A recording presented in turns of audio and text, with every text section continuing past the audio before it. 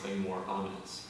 Schools were closing, including Roosevelt High in the mid-1970s, and the economic downturn that cities such as Dayton were facing in the 70s had an impact on the musicians of the area. Scott Brown writes, "The downsizing of big bands and black music mirrored the economic calamity of deindustrialization that downsized jobs and wages of workers in cities like Dayton and across the country." Maltby highlights something similar, arguing that black popular music in the late 60s and 70s was caught in the paradox of the political optimism of the civil rights legislation, while facing continued discrimination. She writes, "The optimism that once prevailed in the middle class transformed into feelings of ambivalence, and the unemployed expressed their disillusionment at the system that had failed them.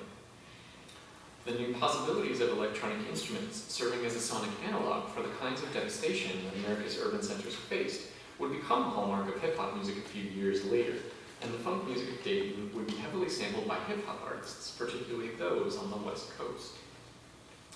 And yet, I do not want to end my presentation today on such a dire note. I would like to suggest that thinking about the specific iteration of funk that the Ohio Players created encourages an examination of the other manifestations of funk in the 60s, 70s, and 80s, including the Meters and their relationship to New Orleans, Sly and the Family Stone in the Bay Area, and Prince's brand of funk out of Minneapolis. Indeed, while we should not make one-to-one associations between a particular rhythmic or harmonic figure and a specific band, we can think about the intellectual labor of musical performance and how its intersections with a variety of social institutions and cultural interactions can help us understand how sound helps us build, organize, and understand our surroundings.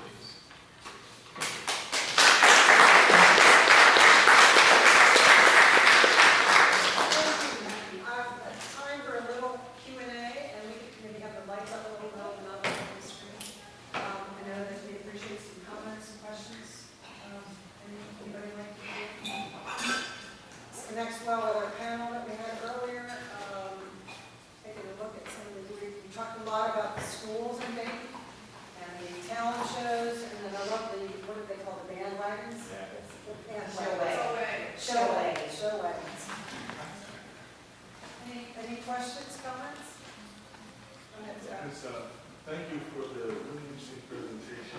I was curious about your system for notating improvisational style. I was wondering if you could talk about some of the challenges of trying to capture the spontaneity that you talked about, right? But also in the kind of notated form that is often utilized to talk about other musical forms. Are there ways to kind of get at the kind of lack of predictability and spontaneity you spoke of in notated form?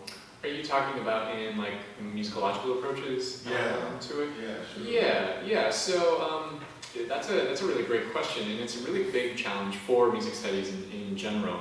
And so there are a few ways that people have approached that issue. So personally, I like to take either a comparative or an ethnographic approach. So in what Junie Morrison was talking about here, when he was talking about in the arrangement of Pain, where he would explicitly state like, hey, this was an improvisational activity. Like I set up the hook, I called out players' names, and then they did their own thing.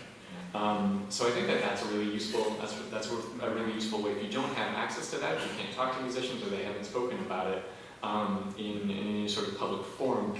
Another way that music scholars go about approaching it is to do a sort of comparative study.